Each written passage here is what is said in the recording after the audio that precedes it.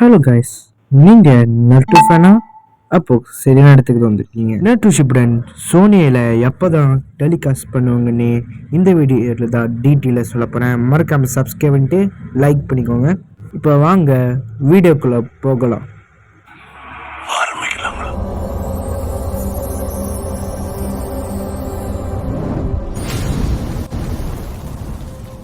நேற்று Shipton சோனியில் telecast பண்ணுறதுக்கு வாய்ப்பு கம்மின்னு தான் சொல்லணும்.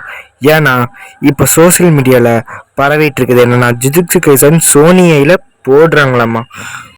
இந்த நியூஸை கேட்டு எனக்கு ரொம்பவே ஷாக் ஆயிடுச்சுங்க ஃப்ரெண்ட்ஸ்.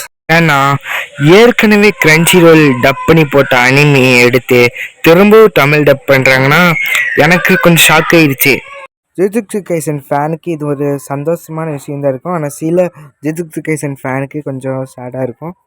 ஏன் சொல்கிறேன்னு பார்த்தீங்கன்னா, கிரன்ச்சி ரோலில் ஏற்கனவே டப் பண்ணது எடுத்து போடாமல் இவங்களே தனியாக டப் பண்ணுறாங்கன்னு தான் கொஞ்சம் எல்லாத்துக்கும் வருத்தமாக இருக்கும்.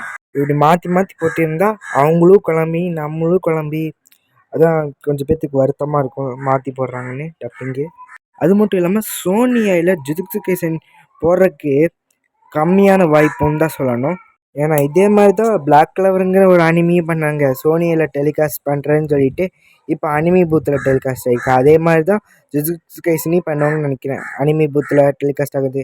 அது மட்டும் இல்லாமல் சோனியோட பார்ட்னர்ஷிப்பால் அனிமி பூத் இப்போ 24 மணி நேரம் அனிமி சேனலாக மாறுறதுக்கு இருக்குன்னு சொல்லிகிட்டு இருக்காங்க இப்போது. அது மட்டும் இல்லாமல் இன்னும் நிறையா காரணம் கூட இருக்குது. ஏன்னா நருட்டோ ஷிப்புடன் வந்து இப்போது ஃப்ரீ ஃபயர் கொலாபரேஷன் வந்திருக்கு. அதுவும் ஒரு காரணமாக கூட இருக்கலாம். ஃப்ரீ ஃபயர் கொலாபரேஷனுக்கும் நருட்டோக்கு என்னடா சம்மந்தம்னு கேட்டிங்கன்னா அது எனக்கு தெரில. அது பார்ப்போம். இந்த பிப்ரவரி மந்த்துக்குள்ளே வரும், இல்லாட்டினா மார்ச்சில் தான் வரும். அது மட்டும் இல்லாமல் மார்ச்சில் நருட்டோ புது கிளாசிக்கே வரப்போகுதுன்னு என்னமோ சொல்லிகிட்டு இருக்கானுங்க.